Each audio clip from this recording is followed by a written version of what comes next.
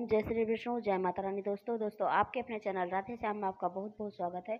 दोस्तों, हिंदू धर्म में एकादशी तिथि का बहुत अधिक महत्व बताया गया है। मान्यता अनुसार यह तिथि भगवान श्री हरि विष्णु को सबसे प्रिय है।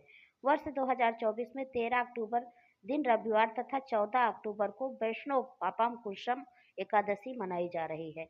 यह एकादशी पापों से मुक्ति देकर स्वर्ग प्राप्ति कराने में सहायता करती है। तो दोस्तों, अब आपको यह कन्फ्यूजन हो रहा है कि हम किस दिन यह व्रत करें। तो देखिए, आप सबसे अच्छा व्रत 14 अक्टूबर को कीजिए, क्योंकि यदि आप रविवार को व्रत कर रहे हैं तो सोमवार को आपको पारण का शुभ समय नहीं मिलेगा सुबह, और हरिवासर का समय रहेगा सोमवार 12:30 बजे तक। तो इसीलिए आपको ना हरिवासर का समय मिलेगा और ना ही सुबह पारण करने का समय मिलेगा। तो इसलिए आपको मैं तो यही राय दूंगी कि आप 14 अक्टूबर को करेंगे तो आपको अगले दिन पारण का शुभ समय भी मिल जाएगा और हरिवासर का समय भी आपको मिल जाएगा। आपको ज़्यादा अधिक तक भूखे रहने की जरूरत नहीं पड़ेगी। धार्मिक मान्यता अनुसार बाल्यावस्था, युवावस्था और वृद्धावस्था में इस व्रत को करने से पापी मनुष्य भी दुर्गति को प्राप्त न होकर सद्गति को प्राप्त होता है। अश्विनी मास की शुक्ल पक्ष की इस पापाम कुशम एकादशी का व्रत जो मनुष्य करते हैं वे अंत समय में हरिलोक को प्राप्त होते हैं तथा समस्त पापों से मुक्त हो जाते हैं। तथा इस दिन सोना, तिल, भूमि, गौ, अन्न, जल, छतरी तथा जूती दान करने से मनुष्य यमराज को नहीं देखता, यह मान्यता भी है। तो अब हम एकादशी व्रत की कथा का श्रवण करेंगे।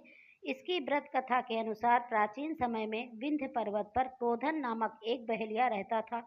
वह बड़ा क्रूर था। उसका सारा जीवन हिंसा, लूटपाट, मद्यपान और गलत संगति पाप कर्मों में बीता। जब उसका अंतिम समय आया तब यमराज के दूत बहेलियों को लेने आए और यमदूत ने बहेलियों से कहा कि कल तुम्हारे जीवन का अंतिम दिन है, हम तुम्हें कल लेने आएंगे। यह बात सुनकर बहेलिया बहुत भयभीत हो गया और महर्षि अंगिरा के आश्रम में पहुंचा और महर्षि अंगिरा के चरणों पर गिरकर प्रार्थना करने लगा, हे ऋषिवर, मैंने जीवन भर पाप कर्म किए हैं। कृपा करके मुझे कोई ऐसा उपाय बताएं जिससे मेरे सारे पाप मिट जाएं और मोक्ष की प्राप्ति हो जाए।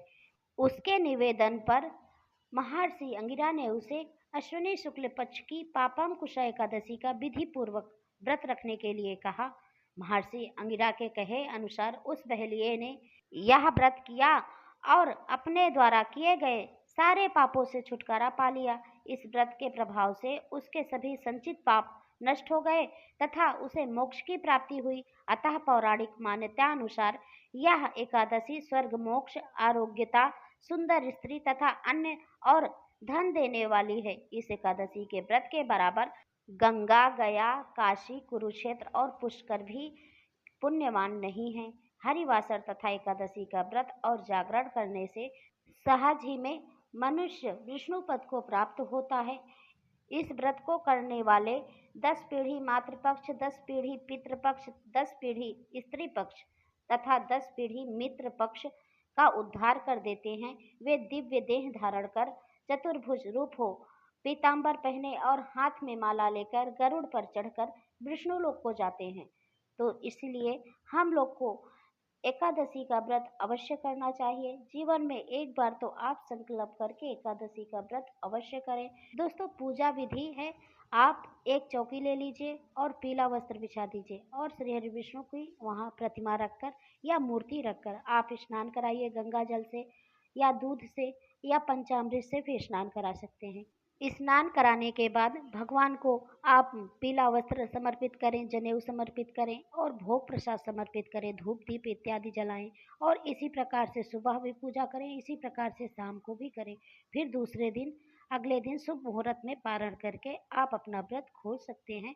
और पारण से पहले कुछ भी लोगों को आप भोजन करा सकते हैं, नहीं है तो एक लोगों का ही भोजन करा दीजिए, ब्राह्मण को दक्षिणा इत्यादि देकर भोजन कराइए। और यदि ये भी संभव नहीं है तो आप कच्ची सामग्री भोजन के निमित्त निकाल सकते हैं। ब्राह्मण के निमित्त मतलब आटा, दाल, चावल इत्यादि जो सीधा में निकलता है, आप कच्ची सामग्री निकाल दीजिए कि एक लोग का या दो लोग का पेट भर जाए उस भोजन से, आपके निकाले हुए सामग्री से। तो इस प्रकार से निकालने के बाद आप अपना ये शुभ समय पर भोजन कर लीजिए। और दोस्तों अब मैं मिलती हूँ अगले वीडियो में, तब तक के लिए नमस्कार और वीडियो देखने के लिए बहुत-बहुत धन्यवाद।